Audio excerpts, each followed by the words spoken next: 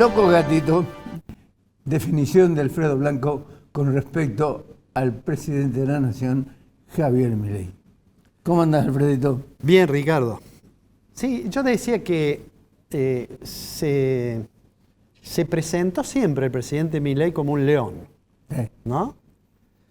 Y alguien, cuando le quiso criticar alguna de sus ideas, dijo, no es un león, es un gatito mimoso. Creo que esa dicotomía en si va a ser muy intransigente y duro o no, tiene distinto tono si uno piensa en el terreno de lo político institucional o uno piensa en el terreno de lo estrictamente económico. Mira, esta semana por supuesto ha habido muchísimas noticias, de hecho el gobierno nacional tiene una hiperactividad, fue anunciado ese decreto de necesidad y urgencia, fue anunciado que hoy se mandan una serie de leyes para las extraordinarias, pero digo, eso de ser intransigente, de ser el león que ruge en lo político, probablemente aparezca como una estrategia interesante. Yo no opino de eso, de parte del gobierno, que acorrala de alguna manera a los opositores. Ahora, yo creo que hay que tener cierto cuidado, me parece a mí, que eso no signifique cortar demasiados puentes, porque para que la política económica funcione, lo dijimos ya en varios programas, es necesario tener volumen político y capacidad de generar consensos. Así es. Da la impresión que si lo político es demasiado, ruge demasiado el león, es probable que hasta potenciales aliados se hagan a un costado. Ahora, eso digo en lo político. En lo económico, en realidad, en lo económico parecería ser un gatito bastante ortodoxo en términos de política económica.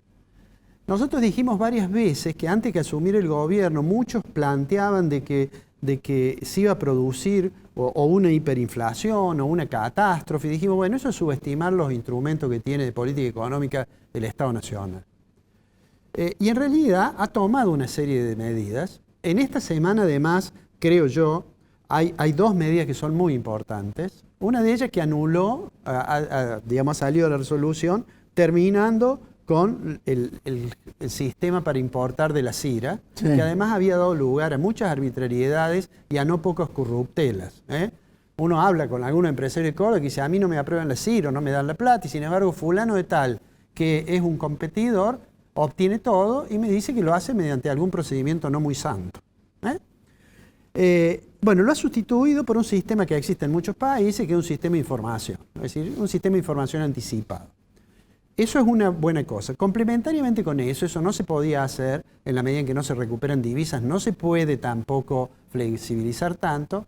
Lo que hizo el Banco Central, sacó una comunicación, que es la 12695, por el cual comunicaba que en el intento de resolver el problema de las deudas por importación, recordás que nosotros dijimos, muchos importadores importaron, le dijeron que le iban a dar los dólares de 280 días, no se los dieron nunca, entonces ahora le ofrecen la posibilidad de un título, en realidad son 3 títulos distintos a diferentes plazos, con series diferentes, que le va a permitir ir regularizando, ir teniendo una fecha cierta de disposición, ¿no es cierto? Bueno, con eso, digamos, es como que con esos bonos, que le han puesto un nombre muy significativo, se llama BOPREAL, que es Bono para la Reconstrucción de una Argentina Libre, un nombre que está ligado a esta mención recurrente que hay sobre la libertad. Pero digo, entonces en eso, yo diría, es bastante ortodoxo. Con el tema de la política monetaria, la decisión de ya no existían las LELIQs, a pesar de que muchos creían de que iba a estallar todo, muchos bancos habían pasado su posición a pases. Bueno, sacaron una alternativa de ofrecer letras del Tesoro y en ese terreno han ordenado bastante lo monetario. El ministro de Economía y el presidente del Banco Central no va a tomar decisiones para confrontar demasiado con el sector financiero porque son hombres que provienen de ese sector, ¿no es cierto? Digo, te doy un ejemplo, por ejemplo. El Banco Central le dijo a los bancos, mire, como voy a bajar la tasa de interés de la política monetaria y la tasa de interés mínima para los créditos a plazo fijo, y para evitar que muchos inversores se corrieran de allí a buscar dólares. dólar, dijo, pero de todos modos mantenga los depósitos ajustables por UVA, que pasó a ser, eran casi insignificantes, y pasó a ser el único activo que tiene un inversor relativamente pequeño, que enfrentado a que el dólar está relativamente tranquilo y que ve que la inflación va a ser, no sé, 20%, digamos, y que no puede tomar un plazo fijo y dice, bueno, tengo el UVA. Los bancos le habían pedido que lo suprimiera, el central le dijo que no, lo único que anuló fue la tasa de precancelación, que era mínima, ahora pueden poner la que quieran, pero los bancos escondieron eso. De hecho, mira, te voy a decir un caso con nombre y apellido del banco. El banco que debe ser el más grande de la Argentina, el Banco Santander. Sí. Y lo digo porque si hay alguno de los mandos del Santander que me escuche. He estado hace horas con una persona que me dice, no puedo hacer el plazo fijo que vos me dijiste que era conveniente. ¿Por qué? Porque no puedo por home banking. A ver, búscalo escondido. No está. ¿Qué hizo? Habló por teléfono. ¿Qué le dijeron? Bueno, es una política comercial del banco, espere, llame dentro de un rato. Finalmente le hicieron el plazo fijo por teléfono. Más allá de la opinión que uno puede tener respecto a la seguridad informática que tiene el procedimiento de hacerlo por teléfono, que supongo que debe estar previsto, lo concreto de lo que quiere ese banco, el Banco Santander, es que esa persona se decepcione y haga un plazo fijo común. Ahora, el Banco Central eso lo sabe. Sin embargo, cuando sacó la disposición no le dijo a los bancos, usted la tiene que mantener en la plataforma de home banking. ¿Por qué? Porque tampoco quiere tener, pienso yo, tanta tirantes con el sistema financiero. Pero digamos que en lo monetario da la impresión que lo van llevando de manera bastante ortodoxa. Han comprado muchos dólares, ¿no?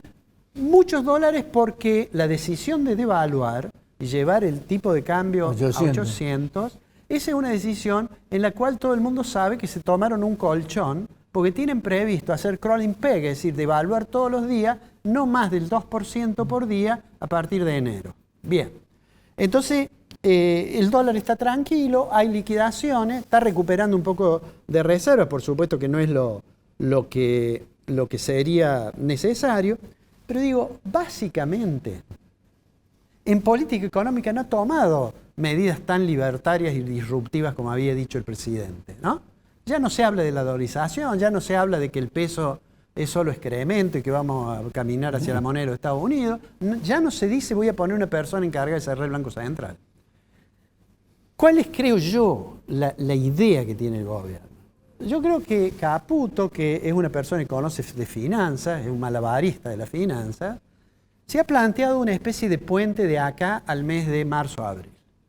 De acá a marzo-abril la inflación va a ser, creo yo, no solo en diciembre, en enero y no sé si en febrero, muy alta. Y yo diría hay dos escenarios. Si pueden, van a llegar sin modificar el tipo de cambio de manera abrupta a marzo.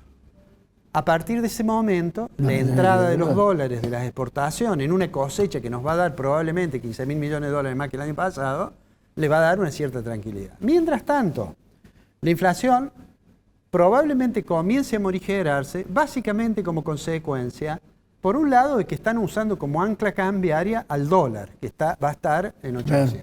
Por otro lado, y me parece que eso es muy importante, porque la inflación, por más que el presidente dice que es un robo, que le roban a la gente, es uno de los elementos que le va a permitir ajustar las cuentas públicas. ¿Ni cuándo? Por un lado, aquellos que perciben jubilaciones y pensiones, bueno, se van a enfrentar al problema que con una inflación alta van a ver licuados sus ingresos. Por otro lado, los empleados públicos también van a tener el mismo problema. Entonces, digo, en alguna oportunidad yo dije que había como 4 columnas para tener un plan antiinflacionario exitoso y un plan de estabilización. Uno era lo monetario, otro era lo cambiario, otro era lo fiscal y otro era la sustentabilidad política y la credibilidad de la sociedad. Entonces digo, en lo monetario están haciendo esto, que obviamente gente que conoce del negocio del sistema financiero y van, digamos, ordenando un poco. El problema de los pasivos remunerados del Banco Central, antes la ELIX, después PASES, se va resolviendo porque tienen una tasa negativa. El problema del tipo de cambio permanece en stand-by, digamos, porque pusieron un tipo de cambio alto. Se va a reactivar las importaciones probablemente Y eso también puede llegar a contribuir en algunos sectores que tenían una protección muy alta para que haya un poco más de competencia. Esa es la apuesta de llegar a abril, digamos. Eso, por supuesto, entraña riesgos. El riesgo, yo digo, es el cuarto pilar, el del volumen y la sustentabilidad política.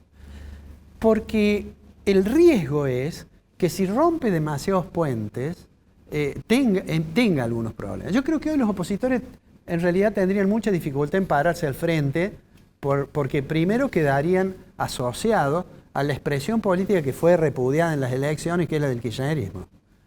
Pero, y segundo, porque además está con todo el poder de una elección muy reciente, hace 10 días que ha asumido. Nos parece que hace más porque ha hecho muchos anuncios, muchas decisiones. Pero digo, me parece que es algo que debería ir teniendo presente. Eso lo vamos a ir viendo. Ahora, que fuera de duda vamos a tener profundización de la recesión, la vamos a tener. Que va a haber caída de los ingresos, sobre todo de los sectores que no pueden ajustar sus ingresos nominales, lo vamos a tener. ¿Se vieron en las ventas de Navidad? Se nota en las ventas de Navidad. Que vamos a tener seguramente esa caída en nivel de venta y caída del nivel de actividad. Va a caer la demanda agregada por caída de los ingresos y eso va a permitir que se morigere la tasa de inflación, también es muy probable. Ahora, el gobierno tiene por sí este puente angosto que va hasta abril. Para llegar, además de los aciertos de política económica, esperemos que acierte en las decisiones políticas. Hay un dato, o sea que si la inflación pega fuerte de acá hasta abril. Y bueno, hay mucha gente que va a empezar Bueno, mañana tiene además un desafío en la calle entre la CGT y el trotskismo. Parece ser que le van a hacer una manifestación. Nos vemos el año que viene. El año que viene nos vemos, Fonseca, y feliz año nuevo. Feliz año nuevo.